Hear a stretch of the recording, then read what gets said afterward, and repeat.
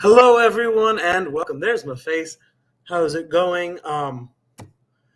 My name is Sam Rubenstein. It is a pleasure to be here. We had a slight technical error, so if you are one of our guests registered for the open mic tonight, we will be sending you a new link to work on, but I apologize for that sudden and quick technical error, but we seem to be doing okay right now. With that said, we are going to be getting right into the crux of this show.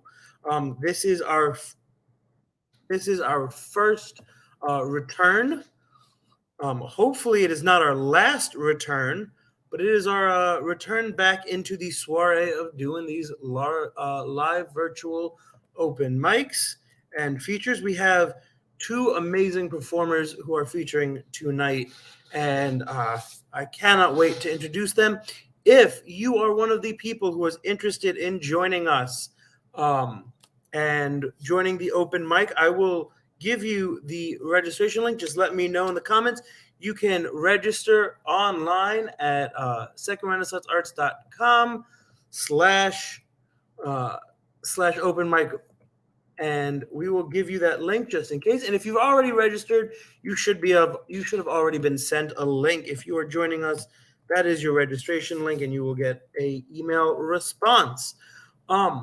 With that said, my name is Sam Rubenstein. I am one of the people here at Second Run Arts, and I am ecstatic to be back and doing this again. So I'm gonna just kind of jump right into it. I have two poems that I'm going to perform, and then I'm going to bring out our first feature. This first poem is dedicated to, first off, it's dedicated to one of our features, Elise, but also it's dedicated to anyone who's ever tried to get anything published in their life ever. This is called Publish This Poem. To the middle-aged balding man sitting in his basement, or to those 10, 20-somethings sitting around a table drinking chai tea and matcha lattes, or to that retired English professor who definitely had me as a student and probably wasn't a fan of my work, to whoever's out there reading this, publish this poem. Please? Listen, I don't want to come across as like pushy or desperate unless, you're into that, at which point, publish me harder, daddy. But this poem's just so gosh darn publishable for whatever kind of literary magazine or journal or online content you're trying to develop. You want hyperbole? We got hyperbole for days. You want metaphor? This poem is a metaphor. It's as simple as a simile. And if you publish me, we could dream up rhyme schemes and teeter along the meter till we tick-tock the clock on all of our consonants and do all but alliterate till we obliterate every single page. Okay, listen. Maybe that sounds a bit cliche.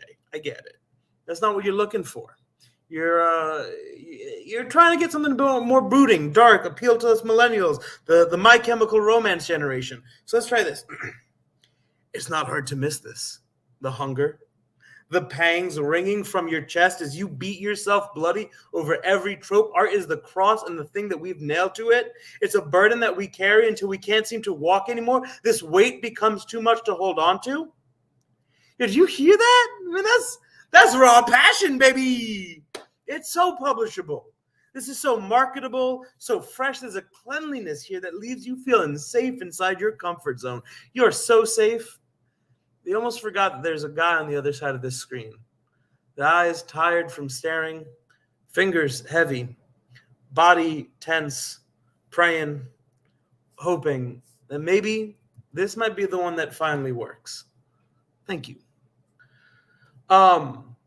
This next poem is going to be my last one before I introduce our first feature. This one goes out to our other feature, Mariah, and pretty much every kid, literally every child. This is called On Being a Jellyfish. We sat around a table made of desks, 5th grade, smiling, beaming, our cheeks roses with anticipation. We just received our first assignment of the school year, and it was a group assignment. The goal was simple. Get to know the people at your table by asking one single question. If you could transform into any animal, which would it be and why? Many of us chose our favorite animals. sharks, gorillas, lions. I chose the noble sloth. And when we finally got to the last kid at our table, we realized he wasn't from our group.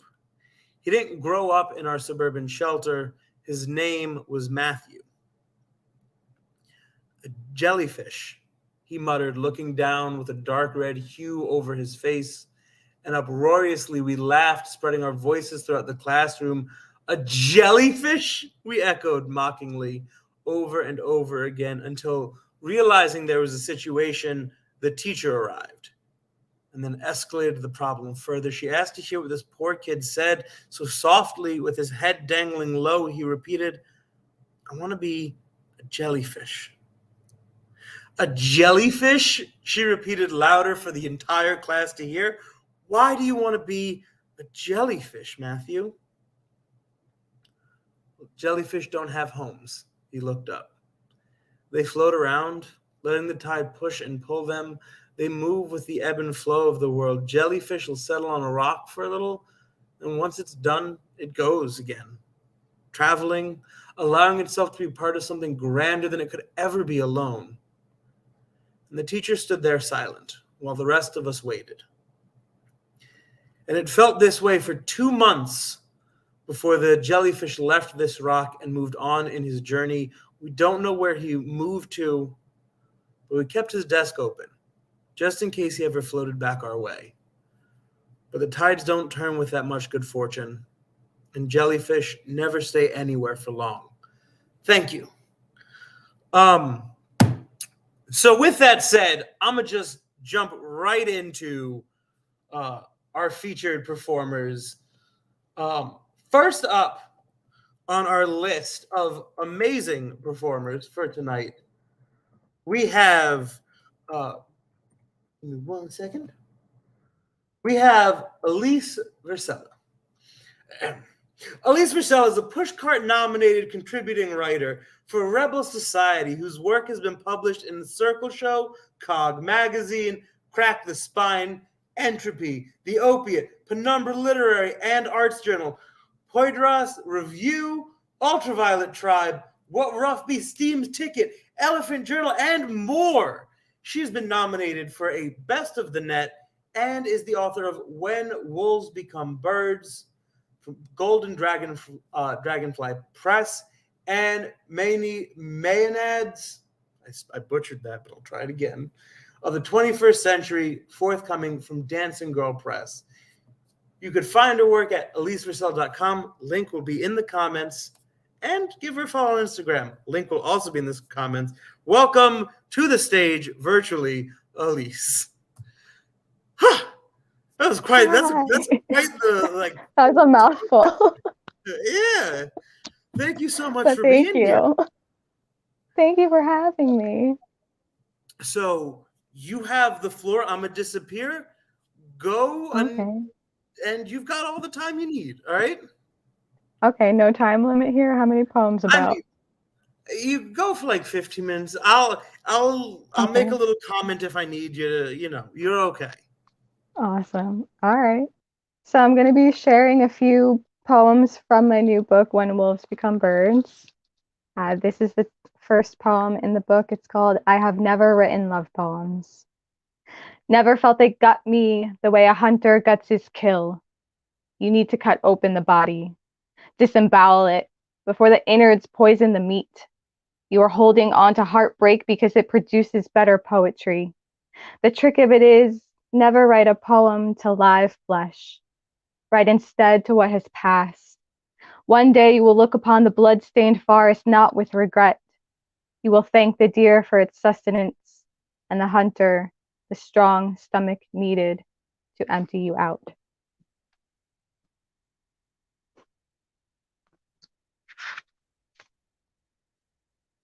One day I will go through menopause and I won't sweat a breakup. I shouldn't have to bleed for the things I think are owed to me, like selfless love. After all these years of giving, did I not give enough of my blood? Every month, how I thanked some God above for the chemistry I swallow. Don't you love how I don't spit, I swallow? And I swallowed every word and I believed you. believed mine was the love that freed you, while tirelessly building a pen to corral myself into. I don't need to need you, but I wanted to. Why wasn't that enough for you?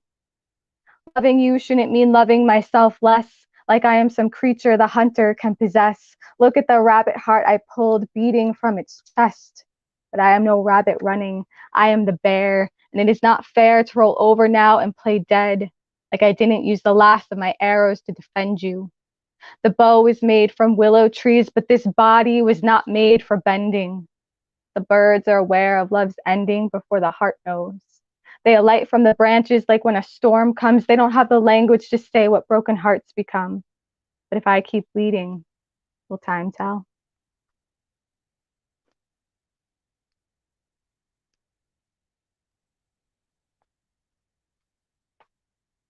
I don't care to be pretty.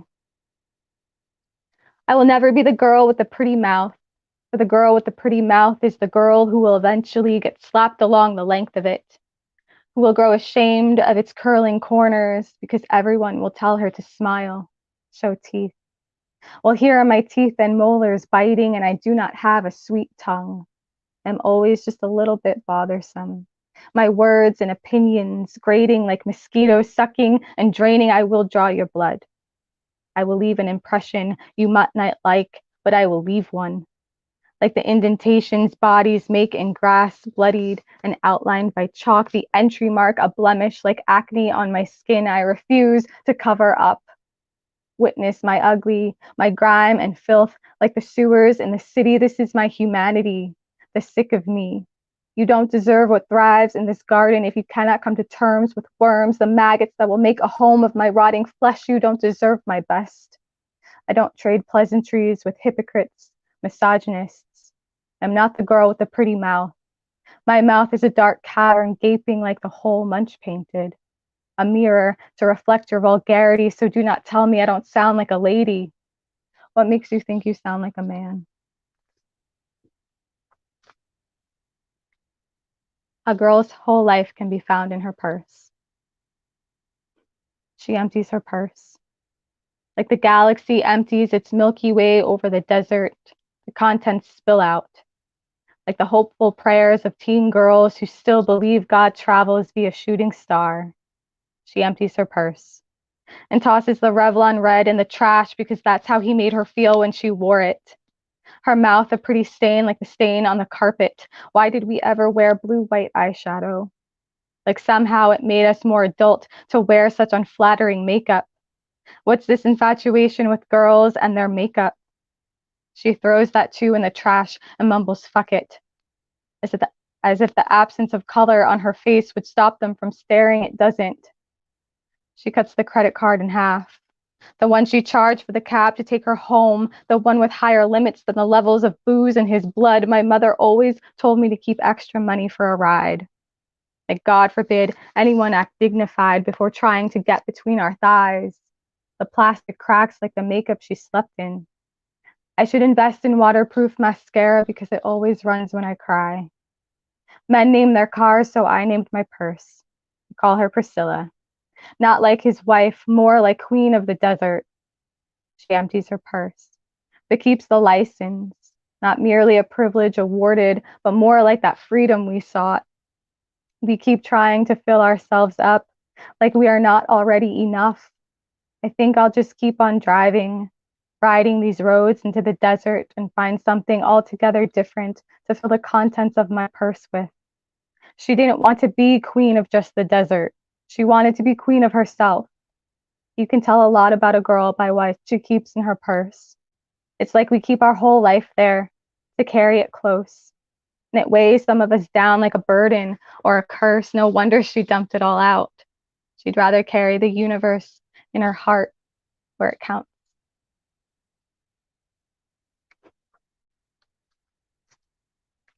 This next one is called The Distance Between Two Selves. Consider the distance between 2 points. The first is the height, the second the fear of the climb. And the distance extends out like a telescope the farther a star moves away. It's in this way wings betray a blue jay. But consider the altitudes a body can reach. Like a body asleep projects the soul to an astral plane. How a dream, given branches, builds a nest, a home, and does not second guess feathers left to compost. Heavy may be the bags of bitter salt that break open like the earth or the heart. Heavy-handed, it spreads like chaos. The load trusted more than the ability to bear it. The lover, considered foolish. How she lets her body burst forth with brilliant understanding of what it means to love someone as much as she loves herself. Stop trying to calculate what can't be measured. Like ocean fathoms and familiar phantoms, their hauntings mistaken for friendship. Trust again in the night sky. Do not mourn the fading of its stars as they burn, scorching the arid dirt. You are the sapling reaching, but you are not the binding root. And your tears will not set the ground aflame. They extinguish the thirst of so many choking doves. Darling, the mountain is never the obstacle. It has always been your fear of the stumble. Do you think all fledgling birds consider distance before they learn flight? No, they simply fly.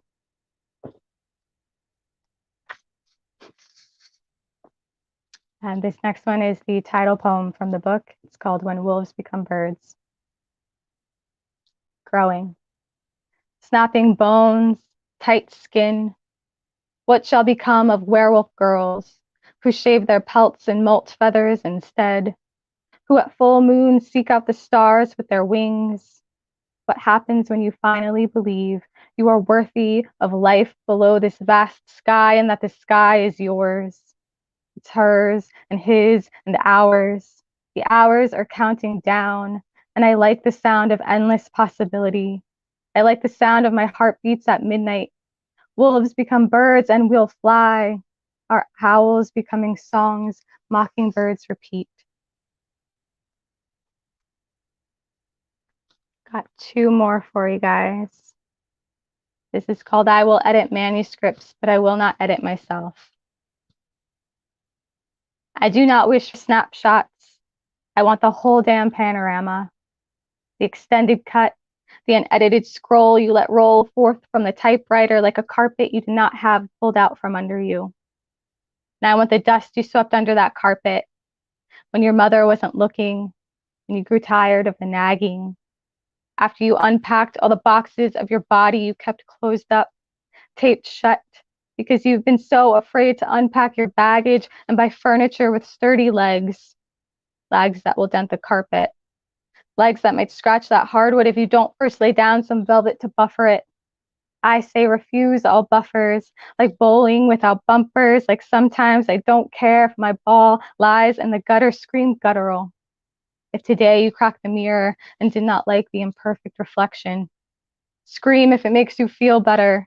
Because hawks don't consider the eardrums of earthworms, they scream because they are flying high and they are hunting. They are taking all that opportunity has laid before them because God gave them claws. So do not retract yours. We have deemed declawing inhumane, so what if you scratch a little? If you sting a little? If the blood reminds the spineless you are still here.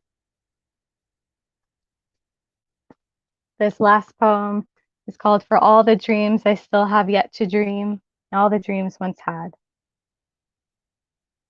I said I want to cast spells, mother.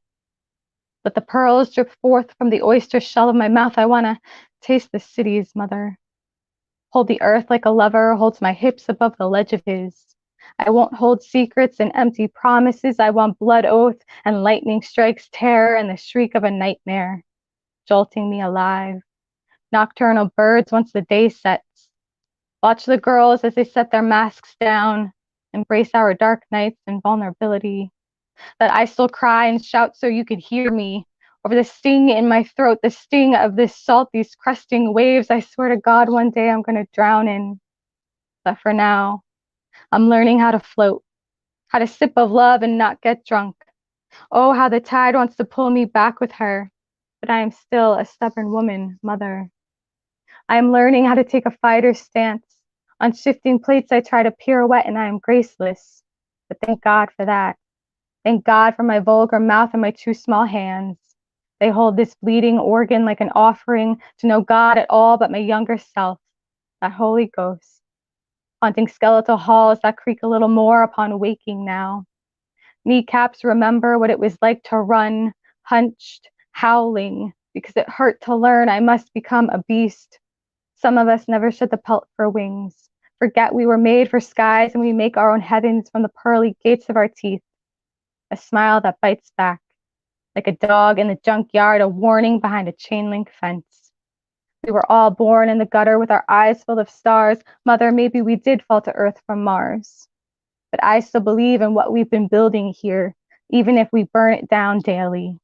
Aren't we all witches set to burn at the stake daily, Joan of Arc? And maybe I am crazy. Crazy as my feet levitate from the grass, as I dance and spin, righteous, divine, like a dervish. I spin in the grass, and the dew wets my cheeks. I think I'm crying. For all the lost souls who once held mad dreams, foaming like the seashore at the mouth of their bays. There is no jetty jagged enough to break my wake. Oh, I am dreaming, Mother. Do not attempt to wake me. Thank you.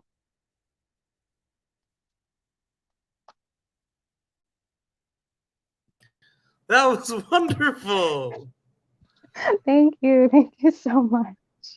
This is why I was so happy to have you.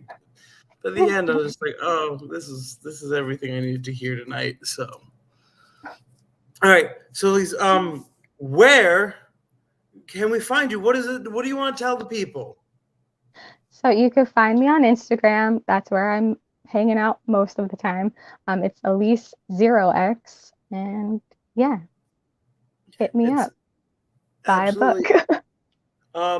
You've received a couple of great jobs, some nices. This is lovely from people. So they just want to say good job. And with that in mind, thank you for being here. And thank you for having me. Yeah, it was so much fun. All right. Well, bye. For now, we'll see you later, hopefully. Yeah. That was all right. That made me feel things, like especially towards the end. All right. Our next featured poet is a friend of mine. Bringing to the stage virtually, we have Mariah Askew. Pronouns are she, her, queen. Mariah is a Black queer woman artist activist who has bipolar 1, is an eating disorder plus suicide survivor, a healer, a liberator. She's also a proud directing fellow. Oh, I almost, hold on. And fellow and company member, alumni with Girl Be Heard, where she began writing her spoken word poetry. She wants to reclaim the narratives, education, and healing of the QTBIPOC community. Everyone wants to make me do tongue twisters today. Through her art, it is the work she wants to do for the rest of her life. Her favorite quote is by Zora Neale Hurston, who says, "If you are silent about your pain, they'll kill you and say you enjoyed it." She will never be silent about her pain or her triumphs in hopes that people will know they are loved. The best intro I could ever think of. Welcome to the stage, Mariah. Hi, Mariah. You're Hello. Oh my gosh. I was like, this, like, everyone just has very good bios. This was like the most like green. I'm like, yep, this is correct all the way through. So much like Elise, you have the floor. Is there anything you want to say before I skididdly daddly do? No, I'm just gonna holler and all right. Have some fun out there. Good. Alrighty. This first poem is dedicated to my sister poets from When Women Speak. It's called Christian Witch. I identify as a Christian witch, Yes, I know what you're thinking. Does it make you angry that I am woman, that I am speaking, that I am a prayer just as much as I am a spell? Because when women speak prayers and spells into me, my voice is not to be reckoned with.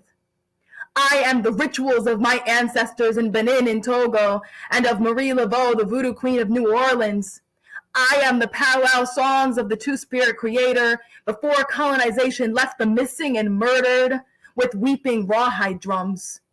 I am the gospels and spirituals in the Black church that carry our story, our song of struggle and liberation. I am the biblical stories of women whose voices you don't want to hear. I am Hagar, a Black woman, mother of all nations. I am Na'amah, the voice of the animals, the captain of the ark over troubled waters. The Ethiopian eunuch who turned into Marsha P. Johnson saying starved people are beautiful people. I am Lilith, who is demonized by men for loving her freedom. I am the wife of Lot, who looked back to the city of Sodom and Gomorrah because she didn't know of a world without sexual violence. She was turned into a pillar of salt for it. I am the woman at the well, the voice for the outcasts of society. I am the woman with the issue of blood who tried to make the bleeding stop through isolation until she kissed love herself. I am Mary Magdalene, who saw crucifixion and resurrection. I am all the stories of the woman in the Bible you don't want to hear. You hear women speaking in gospels, spirituals, voodoo rituals, coven dirges, rawhide drums, jingle dresses, church bells ringing, frankincense and myrrh, getting that vitamin D naturally through the rainbows of those stained glass windows, crystals, stones, talking to ghosts in the darkness, talking to ghosts in the light. How could you ask me to choose between prayer and spell? Are you afraid of my magic? You tremble with terror when women speak, because the only difference between a prayer and a spell is where you see magic, and it is everywhere. We are everywhere. Thank you. And the next poem is called Campfire Stories. I was watching the Hulu series Little Fires Everywhere in my living room while drinking black coffee and burning sage. How did burning crosses turn into Karens?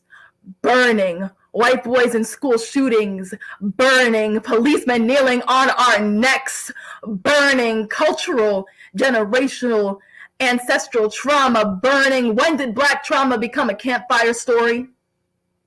I want to tell you a campfire story. I got marshmallows, Hershey chocolate, graham crackers, everything, and I know that you will start the fire. This is for the grandmother that Dad never tells me about, because then he would have to remember the campfire story. I never met you and I know nothing about you, but I know the campfire story of how you were burned alive in your home, and that you were the grandmother whose stories I never got to hear. I know you are listening, and I want you to know that I was burned alive in my home too. And maybe your screams were birthed into my home because I scream and get heat rash from the little fires everywhere. Your screams echoing in my home like crackling embers. But I'm here to tell you that your scream isn't just some campfire story. I am your prayer, your forgotten flames, because I am your granddaughter, your screams that were burned alive and survived. Thank you, y'all. This next piece is called Glowing. You call me black and bougie because I'm kind to myself on days when I forget that I am a slave to capitalism. I take myself dancing, a movement for me rather than a movement for a white woman that gets me a paycheck. And after I go dancing, I take myself to dinner with my black sisters, pearls around our necks, a noose with jewels on my fingers, shackles with jewels wrapped around my wrists, chains, crown on my head, a crown of thorns, walking in my golden pumps. When you took away my shoes for me to run towards my freedom, bought me a black faux fur coat. After my tax refund, you are funding the black tax. We tried to make our own cash flow flowing towards Black Wall Street poverty. A glow. We are glowing because you created a racist system that makes our blackness glow for poverty a target. You didn't listen to the radium girls glowing, even though their bones are still glowing in their graves. So why would you listen to us? You made black affluence a myth, black abundance an urban legend, black and bougie a dream. But I'm never going to stop glowing, because to you I'm a target. But the truth is I'm glowing because my worth was always worth fighting for, because my blackness was always bougie. It's glowing because I deserve it all. Thank you. This next piece is called Strange Fruit Called Respect. Butt whoopings. It didn't matter whether it was a black leather belt, a wooden brush, a bare palm, you knew it was a punishment. Like when white folks watched us get lashed or lynched, it was a party for them. We were the balloons or the strange fruit, like Billie Holiday sings. A hunger, a rumbling belly wanting black people to be respectful. How can I be respectful to white folks who have kept systemic racism alive? I'm rageful. I grew up thinking you gave me butt whooping so that I treated every human being with respect. But I was confused because I also grew up thinking that if I failed or made mistakes, I deserved to be hurt. Perfection I craved. It wasn't until I grew older that I understood why the white kids rarely got butt whoopings, but the black kids always did. Yes, I know I'm supposed to be respectful to every human being.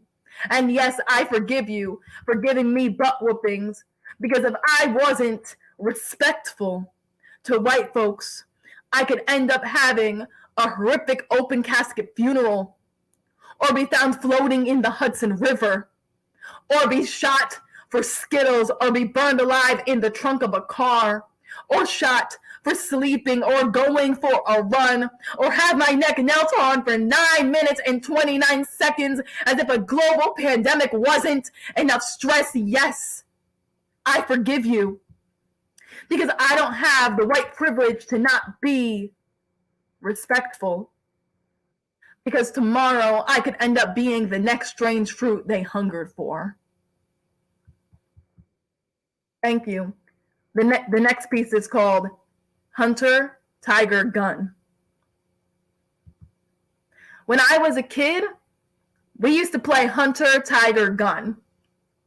Tiger eats Hunter, as we all know. Hunter holds the gun, so Hunter beats the gun. Gun beats Tiger because the gun shoots the tiger. But what happens when the tiger is a child who doesn't eat the hunter because the hunter is a white boy whose gunpowder ran faster than expected? How does a tiger get its stripes, and how many stripes do they have? Because a tiger gets its stripes from the interactions of morphogens in their bodies, and a tiger has over 100 stripes. But how do children get their stripes? And how many stripes do they have? When I was a kid, we were forced to pledge our allegiance to the American flag. But how does the American flag get its stripes? And how many guns does it have? And how many hunters are white boys in school shootings? And what makes white boys want to shoot tigers? And why are these white boys shooting tigers? I mean, children. When I was a child, We played hunter, tiger, gun. But when will you listen to the tigers in school shootings who are screaming hunter? And when are you going to put laws on their guns? Thank you. This next piece is called You Love Me Until. You love that I smell like patchouli from the Woodstock Festival. Earth, like hiking by the waterfall at South Mountain Reservation. Sawdust like the wood shop when I was 17 in high school. You love how I drink my coffee black as Halloween night. Jasmine green tea as fragrant as the woman at the Henrietta Hudson Dyke Bar. Malbec wine as dry as a raspy Mavis Staples song. Gospels, spirituals, you love how I sing them in the shower as loud as a 90s boombox, and how the steam perfumes the air with my bougie soaps from Duke Cannon, that toxic masculine company that myself, the manliest of men, is wearing their body wash. You love how I'm a boy sometimes too, wearing my body hair wild, braless, grass-stained elbows after tree climbing, tumbling with the dandelions, ruby red knees from falling off my ripstick, shaved my head the morning of prom, a king. You love how I'm a queen sometimes too.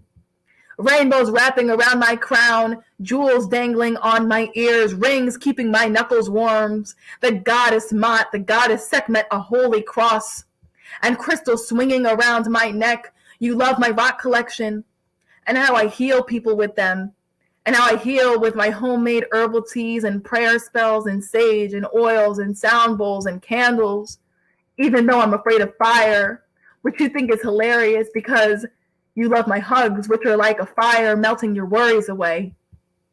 You love how my favorite color is emerald green because of the earth, Buttercup from the Powerpuff Girls, the Wicked Witch of the West, and how my favorite holiday is Easter because it reminds me of my crucifixion and resurrection, and how my sister allows me to color with her oil pastels, charcoal, and crayons while she does her architecture. You love how I call my mom Motherin. Long story, but you love how I go with her to the Bronx Zoo, Willowbrook Mall, Asbury Park Boardwalk. You love that I am not afraid of my bipolar disorder or my meds or how I learned to survive my eating disorder, my abuser, my suicide attempt. You love my activism, my poetry. You love my queerness and my womanness, but do you love my blackness? Like, do you really know what it means to love my blackness? Not just the romanticism of Black is beautiful and the fight to not look racist, rather than to actually be anti-racist. Do you really know what it means to love my blackness? Because it seems you love me until I call you on your white privilege, white entitlement, white fragility, white guilt, white supremacy, white beauty standards, white religions, white education, white cliques in school, white suburbia, white jealousy, white rage, white saviorism. And if you are white and upset that I keep saying white, white, white, the more I say white, white, white, the more I call you on the violence of your white, white, whiteness, the more difficult it is for you to love me. But I was never difficult to love. You just loved me until you realized that you would have to sit in the discomfort of you benefiting from a system that oppresses me. You realize that loving my blackness meant you will feel this way for the rest of your life. And I will not make my blackness easier for you to swallow. Choke on the fear of your ancestors because they're afraid of me. Thank you. This next poem is called Black Band-Aids. I was at the grocery store looking for Band-Aids, and I was shocked because they had black Band-Aids. Yes, I was surprised too because as a little black girl always falling like trees, Neosporin white Band-Aids were supposed to keep me from falling like trees. Y'all, I had to take a picture of this. Black, brown, yellow, red Band-Aids. I screamed at my scars and said, you are real as a tree that fell, possibly because of Hurricane Ida at South Mountain Reservation, where I scraped my toes up against the rocks in the stream. I named her Hagar. Yes, the black woman in the Bible. I asked Hagar, if a tree falls in a forest and no one is around to hear it, does it really make a sound? What I mean is if a black woman is racially assaulted in white America and white folks gaslight her pain, did it really leave a scar? Yes, it did. Otherwise, I wouldn't be at the grocery store looking for black Band-Aids. And I am as real as the fallen trees in the forest that you pretend you don't hear. And no matter how many times you gaslight my pain, I will always know the sound of the truth of what you are. And what you are is a chainsaw. Thank you. And this last two poems, they're connected. It's What Is It Like Having Bipolar Disorder 1 and For Bipolar Black Girls. What is it like having bipolar 1? What is it like? It's like being on a cliff, dancing to Patti Smith singing her song Horses, and then jumping, falling until you splatter on the earth. You stay there for a while and are so grateful that you survived until you are stolen by grave robbers, except they aren't stealing clothing or jewelry or limbs of bodies or something. They rob your spirit right out of your body. They already took the earth from the ground for your grave, but there are no holy hymns for your funeral. They push you into your grave and bury you alive, and nobody can save you but yourself. Save yourself, save yourself, save yourself. But you don't want to save yourself. Why don't you want to save yourself? Because when your spirit is stolen, you don't want to live anymore. But then you have the courage to dig yourself out of your grave. And when you come back to earth, you scream, she is risen indeed. And this story happens over and over and over again, but it's okay, wild child, because you are your own salvation. For bipolar black girls, how do I feel about taking medication? I feel so weird feeling light. What do I mean? I mean, people don't talk about it, not because they're ashamed, but because it's scary. It's scary because you're a different person, but nobody talks about being a different person. I find light in black girls, but never met a black girl like me, a black girl with bipolar disorder, only on TV. I was watching Private Practice, and Sam's sister was having a manic episode, and I was like, wow, she's like me. And you look through your old journal entries. The highs, the lows are as clear as light. But for some reason, that light doesn't match the same light you find in black girls, so maybe you're not sick because black girls don't get sick. That's not the truth. The truth is, I'm afraid that my feelings don't exist. And maybe you too feel so weird feeling light. That is, if you ever have the privilege to be on medication at all. What if she crawls back into the television screen where a black girl's light is fiction? Her story is, don't sleep at all, sleep too much. Binge, starvation, dissociation, swing high, swing low, swing low. Sweet Harriet, bring me home after a suicide attempt. No, her light is not fiction. It is the friction before the fire. I know you're tired, but the fire is filled with light. I need you to fight like I did. Through medication, through hospitalization, we exist in this stigmatized nation. I need you to remember, bipolar black girl, there is liberation.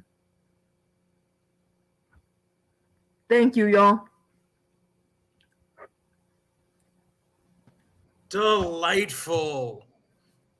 This has been so much fun to have you and Elise here. Like, this has been great. I'm like, y'all are. Yeah, I don't know if you noticed, like, the chat blowing up, and then on top of that, like, the comments from every person have just been, yes, just a lot of people clapping and cheering. So thank you for joining us. do you have anything you want to say to people? Where can they find you? What do you need to know? My Instagram is NARIAH.AYSCUE. That's all I gotta say. Thank you for listening tonight. All right. So thank you for joining us. Stick around. We have, I think, like 1 or 2 people for the open mic. Of course, yes. I'm gonna be hollering in my living room. I can't wait to hear the people on the open mic. All right. So with that, thank you. All right. So what we're gonna do is we're gonna do the open mic in a little bit. If you have not registered for the open mic and you would like to perform, I will give you the link. If you registered for the open mic and for some reason you're having an issue, please let me know in the comments and I'll help you out with getting on here. Like, it's not the biggest deal in the world. It's all good. While I've got you here, what I'm gonna say is, please, please, please, please, please, if you're interested, sign up for some of our other events. Let us know what's going on, and we'll go from there. Pretty much just let us know. So here's the deal. Here's what's going on. Here's other things happening in the world of Second Renaissance. This is our return to live from the living room. Our next one is going to be February 23rd. We have a delightful lineup, including some amazing poets and comedians. On top of that, we have on the 17th of February, we will be interviewing James Ellerby to talk about the world of poetry, what's going on in the poetry community. We're talking about his book. We're going to talk about all sorts of things in our return to balcony chats. In March, we are bringing more shows. On the 13th, we are having an interest meeting for our monthly book club, with our first book that we're going to be talking about going to be The House on Mango Street, which is a personal favorite. And if you've never read it, this is your chance to do that. It's a quick, good, easy read to get through in a month. And it's beautiful. So, big fan of that. Additionally, you can sign up for classes. I know currently Sarah is teaching Fiction 1 and 2 for those who are looking to get into some fiction writing. And I don't think I forgot anything else. If you're interested in joining us, follow us on Instagram, follow us on YouTube, follow us on Facebook. Be our friend. I need friends. That's what this comes down to. With that said, let's jump right into the open mic with our first performer, who's going to perform about 1-2 poems. I gotcha. Welcome to the virtual stage, Amira. Amira, are you there? I hope. I'm here. Don't you have to? Oh my goodness! All right. I was like chilling in my room listening to Elise and Mariah, and yeah, so I was like in it. No, it's all good. We're glad to have you. You got time to do 1 or 2 poems and have some fun.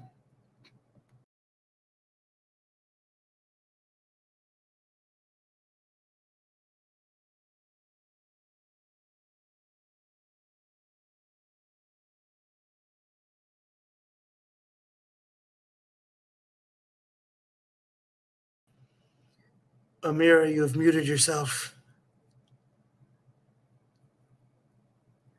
I gotcha. Thank you. No problem. Call us not what we carry. Call us not what we carry. Tabala rusa, clean slate, clean slate, clean slate. I want it. Don't call us what we carry, and what do we carry? I feel wounded by it. It's heavier now than ever. I want to put it down. I want to put it down. Don't call me the non-emotional one. My heart bleeds from it, emotions. Every day I look at them, the children, and feel them without touching. I want to put it down.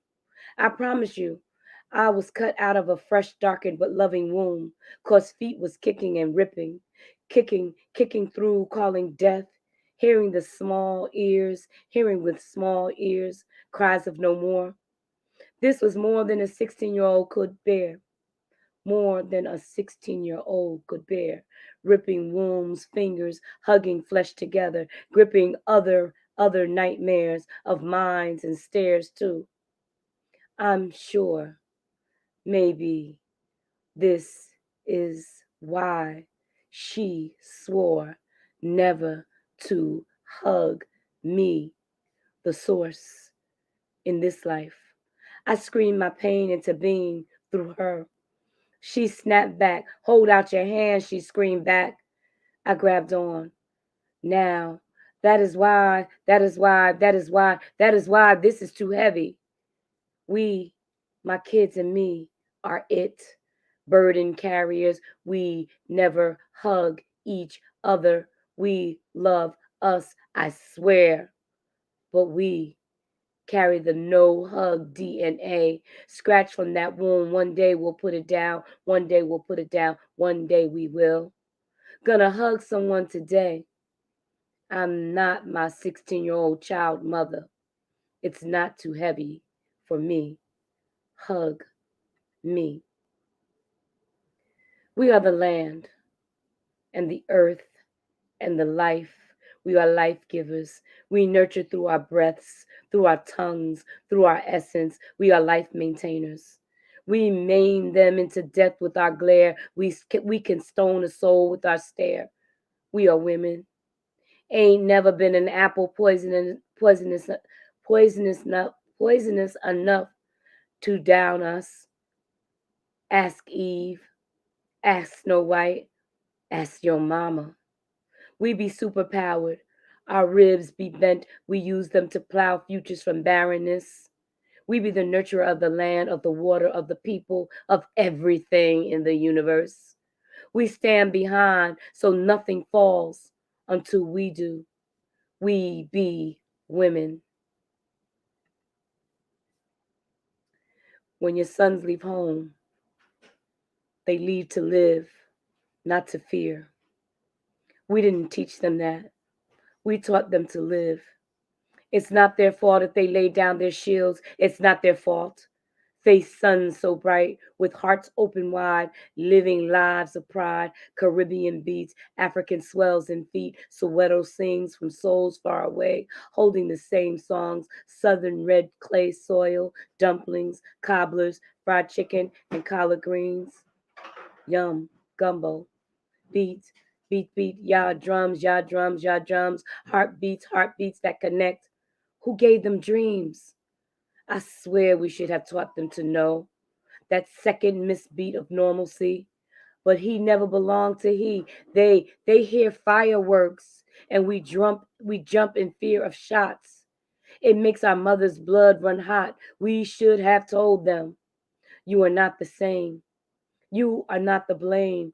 What's against you? The world. We taught you to win. We should have told you. We should have told you. We should have told you. Game tilt anytime. This poem is over. Too much hurt to rhyme. I should have told you the game is rigged. Don't leave home. That's the end of this poem.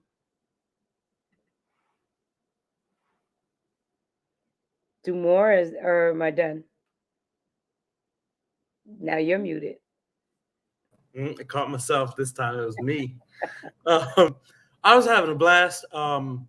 If you would like, you can do one more. Okay, I got one more. Go. The blues, jazz, and gospel hold our souls hostile. When you walk into history to know truth, you won't leave unscathed.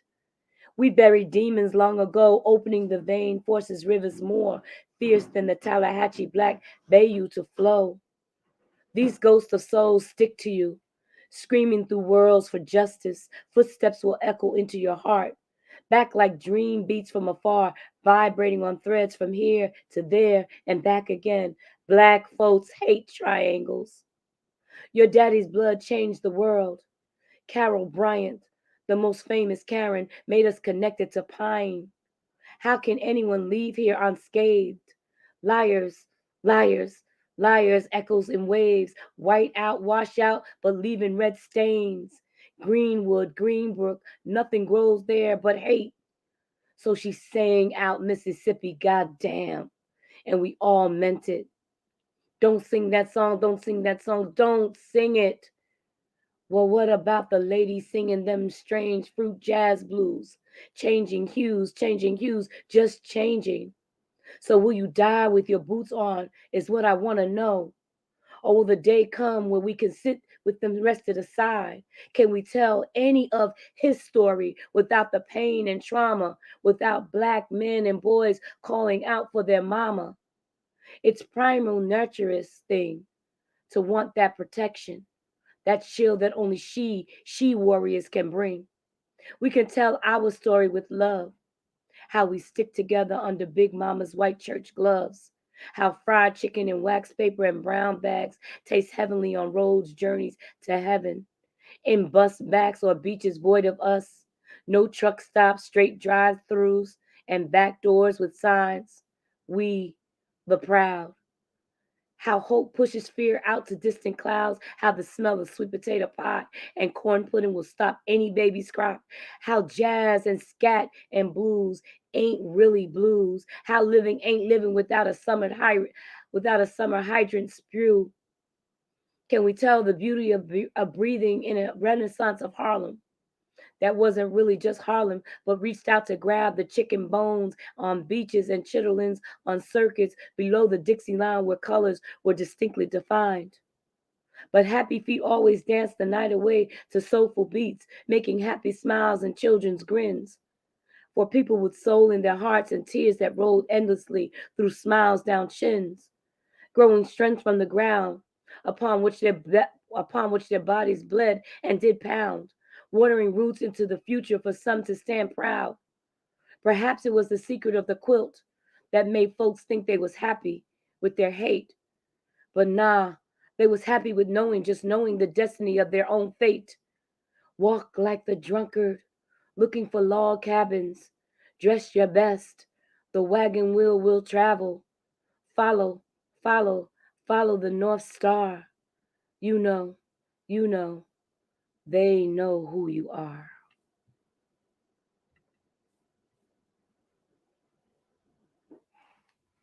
Muted again, Sam. No, I knew that time. I didn't. No one needed to hear me clapping incessantly.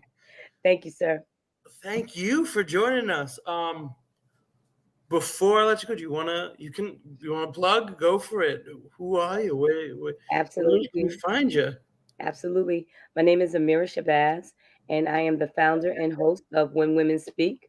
So I'd like all of you to join us next week, February 15th, live on Facebook for When Women Speak. It's a platform for all women, poets, and creatives, created just for her and her and her and her. Thank you, Sam. Perfect. Thank you. All right. So, that is actually that was it for tonight. Believe it or not.